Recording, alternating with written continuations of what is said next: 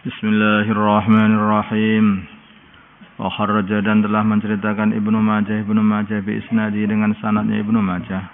An Jabir bin Abdullah dari Jabir bin Abdullah radhiyallahu taala anhuma. Qala berkata Jabir qala bersabda Rasulullah sallallahu alaihi wasallam. Qalat berkata Ummu Sulaiman bin Dawud, ibunya Nabi Sulaiman ibnu Dawud, li Sulaiman kepada Nabi Sulaiman, ya bunayya wahai anak kesayanganku, la tuksir janganlah kamu memperbanyak an-nauma tidur bilaili pada waktu malam. Fa inna kasratan naum, maka sesungguhnya banyaknya tidur bilaili pada waktu malam. Tadruku akan meninggalkan, maksudnya menjadikan. Tadruku akan menjadikan ar-rajula seseorang faqiron melarat yaumal qiyamati nanti pada hari kiamat.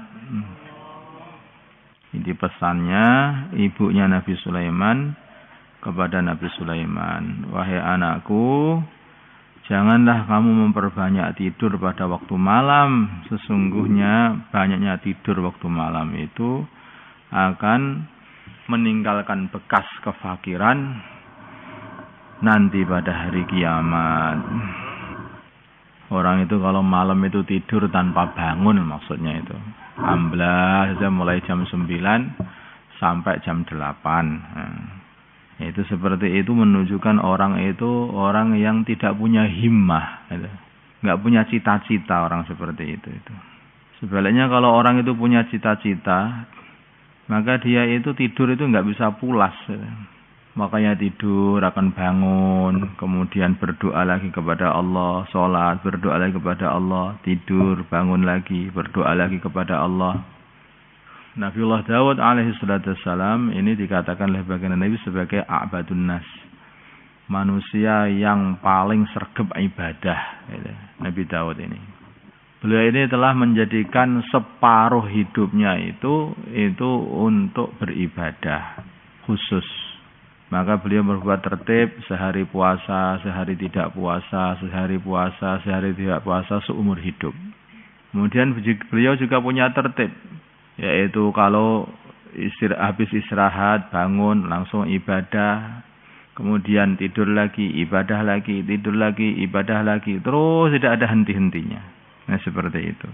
Pokoknya kalau habis istirahat, ibadah, habis istirahat, ibadah, seperti itu.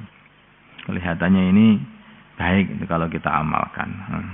Maksudnya baginda Nabi bercerita begini kepada Jabir bin Abdullah ini tirukan ini loh Jabir, gitu, kayaknya seperti itu. Tirukanlah seperti ini.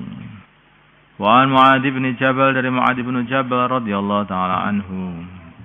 Qala berkata Mu'adz bin Jabal, qultu aku berkata kepada baginda Nabi, ya Rasulullah, wahai Rasulullah, akhbirni beritailah aku bi amalin dengan satu amalan yudkhiluni yang dapat memasukkan diriku al jannata surga wa yubaiduni dan dapat menjauhkan diriku minan nari dari api neraka. Qala bersabda baginda Nabi, laqad sa'alta sungguh engkau telah bertanya an adimin dari perkara yang besar. Wa innahu dan sesungguhnya amalannya layasirun sungguh mudah alaman bagi orang yassarahu yang memudahkan dia Allah Ta'ala alaihi kepada orang itu. Ta'budu yaitu kamu menyembah Allah la tusriku tanpa menyekutukan bihi kepada Allah syai'an sesuatu pun sedikit pun. Wa tuqimu dan kamu tegakkan as-salata salat, wa tu'ti dan kamu bayarkan az-zakata zakat, wa tasumu dan kamu puasa Ramadan bulan Ramadan, wa tahujju dan kamu haji al-baita di Mekah. Ini istata'ta bila mana di bait di Ka'bah sana. Ini istata'ta bila kamu mampu ilaihi sampai kepadanya sabilan jalannya. Tsumma qala kemudian baginda Nabi berkata, ala adulluka apakah aku tidak menunjukkan kepada kamu, maksudnya maukah aku tunjukkan kepadamu ala abwabil khairi atas pintu-pintu kebaikan. As-shaumu puasa itu junnatun adalah tameng dari api neraka. Wa shadaqatu dan sedekah tudfi'u dapat mematikan al-khati'ata atau menghapus al-khati'ata dosa. Kama yudfi'u seperti halnya kama yudfi'ul ma seperti halnya mematikannya air, an-nara api. Wa salatur rajuli dan salatnya seorang laki-laki fi jawfil laili di waktu malam itu semuanya adalah kebaikan. Tsumma tala kemudian baginda Nabi membaca tatajafa junubuhum anil madaji'i. Tatajafa telah benggang junubuhum, jadi benggang junubuhum, lambung-lambung mereka anil madaji dari tempat-tempat tidur. Hatta balagha ya'malun. Rawahu Ahmad wan Nasai wa Ibnu Hibban wa Ibnu Majah wa Tirmidzi wa qala hadisun hasan sahih. Wa ya'ti dan akan datang bitamamihi dengan sempurna hadis insyaallah taala.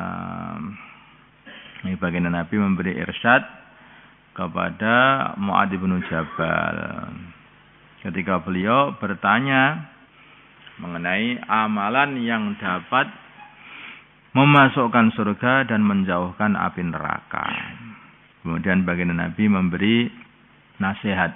Nasihat pertama adalah sesungguhnya urusan amalan ini adalah mudah kok sebetulnya. Tapi itu bagi orang yang dimudahkan Allah. Susah bagi orang yang tidak dimudahkan oleh Allah. Artinya apa ini? Kok kata-kata Nabi, innahu la yasirun ala man yassarahu Allah Ta'ala alaihi. Apa itu artinya? Artinya kalau orang itu mau amal hendaknya minta bantuan kepada Allah. Allahumma inni ala zikrika wa syukrika wa husni ibadatik. Nah, minta kepada Allah. Ya Allah, bantulah aku ini ya Allah supaya dapat berzikir. Ya Allah, bantulah aku ini supaya dapat ibadah. Jadi minta bantuan. Itu di dalam Al-Fatihah katakan iyyaka na'bud wa iyyaka nasta'in. Apa artinya ini? Iyyaka na'bud. Ya Allah, hanya kepada Engkau aku beribadah menyembah, tapi aku ini tidak bisa menyembahmu, tidak bisa beribadah kepadamu dengan sesungguhnya kecuali hanya atas bantuanmu. Makanya sebetulnya itu doa. Kamu rasakan kalau kamu mengatakan iyyaka na'budu wa iyyaka nasta'in. Ya Allah, saya ini enggak bisa sholat. Kan waktu sholat itu. Iyyaka na'budu wa iyyaka nasta'in. Rasakan. Aku ini tidak akan bisa sholat yang khusyuk. Aku ini tidak bisa menghadap kepada Allah dengan sungguh-sungguh. Aku ini tidak akan bisa diterima sholat ini kecuali kalau tidak dibantu oleh Allah. Maka iyyaka na'bud. Ditambahi lagi, ditututi dengan iyyaka na'bud wa iyyaka nasta'in. Iyyaka na'bud wa iyyaka nasta'in. Diminta pertolongan. Orang itu amal itu minta pertolongan kepada Allah. Nah, kalau sudah begitu nanti dia itu sudah ridho saja kepada Allah itu. Maka pantas hafal yang dikatakan oleh baginda Nabi, semua orang tidak akan bisa masuk surga dengan usahanya dia sendiri. Ya. Tanpa bantuannya Allah enggak bisa. Bahkan urusan niat itu saja itu juga enggak bisa. Niat itu saja orang bisa niat baik, itu semua juga dari bantuan Allah Subhanahu wa taala. Khotir-khotir yang buruk itu tidak akan bisa hilang kalau tidak minta bantuan kepada Allah Subhanahu wa taala. Makanya baginda Nabi memberi peringatan pertama kali, innahu layasirun ala man yassarahullahu ta'ala alaih. Yang pertama adalah ta'budullah la tusyriku bihi syai'a. Kemantapan iman, tauhid. Ini adalah dasar dari seluruh amalan. Makanya pertama kali disebutkan ini. Kalau masih mensekutukan Allah, seluruh amalan itu tidak diterima oleh Allah. Memakai kopiah karena manusia, memakai baju karena manusia. Ayo, aku nggak berani kalau pakai kopiah itu. Lah kenapa nggak berani?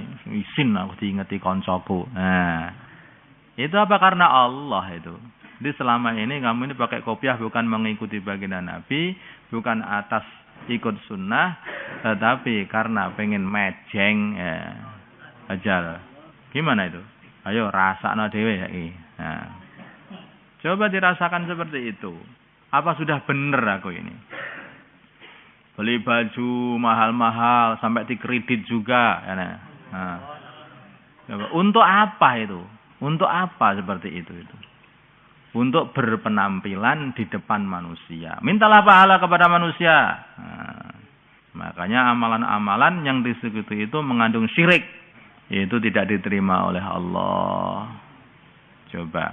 Kenapa aku pakai ini? Karena biar mirip dengan Maradona. Kenapa pakai ini? Karena biar mirip sama Messi. Kenapa pakai ini? Karena biar kayak Raja Sopo kono. Jovernon apa ya? Jadi tidak seperti itu. Coba ini kalau kita teliti begitu di tubuh kita itu ada enggak itu amalan itu yang wis pakaian tok wis mulai dari kepala itu sampai kaki itu. Ada enggak itu yang ikhlas karena Allah? Sudah dipikirkan belum? Ayo. Kalau memang betul-betul ikhlas karena Allah, tentu saja kita akan menerima dengan pakaian seadanya. Kalau memang betul-betul ikhlas karena Allah, tentu kita akan memakai kopiah seadanya. Nek kopiah murahan ora wani nganggo. Jajal diwae kopiah rajut sing welek jebut-jerebut ngono jajal. Mau enggak? Kalau masih berani, kita rada eneng ikhlas. Kelihatannya masih ada. Pakai baju yang buruk begitu. Nah, di Nabi ini juga seperti itu. Kadang-kadang baginda Nabi itu punya baju bagus. Kadang-kadang baginda Nabi punya baju itu juga lusuh. Kadang-kadang baginda Nabi punya serban itu sudah kumal, tetapi tidak bau baginda Nabi. Kadang-kadang baginda Nabi sudah lusuh lah. Baginda Nabi itu juga ganti-ganti baginda Nabi itu. Pernah baginda Nabi baru saja dikasih pakaian baru oleh sahabatnya, maka ada sahabat yang lain yang memintanya. Baginda Nabi tak minta ini. Oh iya, tunggu dulu. Ganti pakaian yang lama lagi. Enggak jadi pakai pakaian baru. Itu baginda Nabi. Coba diteliti seperti apa sorbannya baginda Nabi, seperti apa kopiahnya baginda Nabi, itu dilihat seperti apa. Terus kemudian kita tirukan. Ini namanya itu berbuat ikhlas. Semata-mata ittiba baginda Nabi. Baginda Nabi memakai sorban warna apa? Baginda Nabi memakai sorban warna hitam. Kopiah baginda seperti apa? Kopiah baginda Nabi kolan suah latiah, yaitu kolan suah yang melepet begitu, melepet. Nah itu kopiah baginda Nabi. Sekarang pakai kolok semua nih, kolok ya. Ini raja mana ini? Nah itu seperti itu. Nah, itu berarti itu mana itu? Ini sunnah apa sundul? Itu makanya. Itu perlu dipikirkan seperti itu. Nah, yang ini seperti itu. Baginda Nabi itu pakaiannya seperti apa ini? Bajunya baginda Nabi yang paling dicintai adalah baju katun. Coba. Pakaiannya dari apa? Itu apa itu? Sintetis itu, kain sintetis apa? Itu polister ya, polister namanya. Bahannya dari polister. Itu apa? Apa sunnah? Enggak sama dengan baginda Nabi. Nanti kalau pakai katun tikel-tikel itu nyetrikanya itu bagaimana? Nah, coba dipikirkan dulu baginda Nabi nyetrika apa enggak?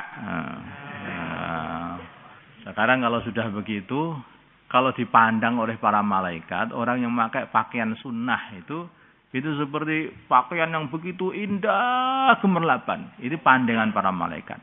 Dengan orang yang pakai pakaian yang hanya untuk manusia. Walaupun penglihatan manusia itu bagus, gemerlap. Tapi penglihatan malaikat itu adalah gombal saja yang dipakai itu. Gombal mukio. Makanya ini penting. Itu tidak boleh itu. Ada satu amal, satu tubuh kita ada yang syirik. Kemudian, iqamatus shalah, menegakkan salat, yaitu salat pada tepat waktunya. Digugah angel. Nah, seperti itu.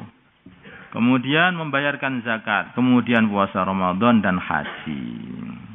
Ini tambah lagi baginda Nabi menekankan. Yaitu urusan zakat, ya salat, zakat dan puasa. Ini menekankan masalah ini. Beliau mengatakan as-shaumu junnah. Ketahuilah bahwa sungguhnya puasa itu adalah tameng dari api neraka. Jangan sekali-kali kamu tinggalkan, bahkan kamu tambahi dengan puasa-puasa nafil. Puasa-puasa sunnah, tatawwu. Kemudian sedekah atau zakat. Nah, ini zakat ini atau sedekah ini akan mematikan api neraka. Karena pentingnya akan mematikan menghapuskan keburukan, menghapuskan dosa. Seperti halnya air mematikan api. Makanya hendaknya jangan ditinggalkan, yaitu zakat itu tambahilah dengan sedekah-sedekah tatawwu sunnah. Kemudian sholat.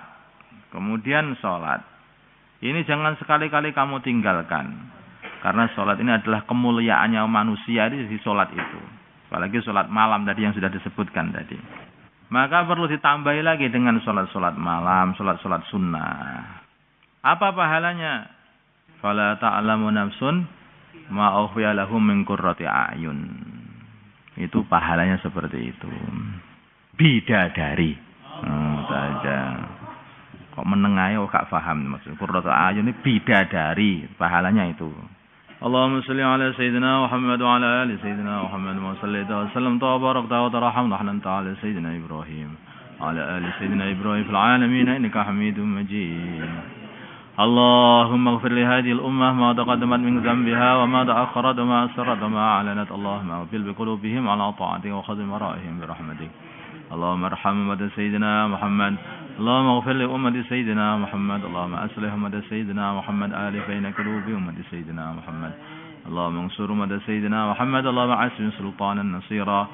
Wa sallallahu ala sayyidina Muhammadin nabiyil ummi wa ala alihi wa sahbihi sallam. Alhamdulillahi rabbil alamin.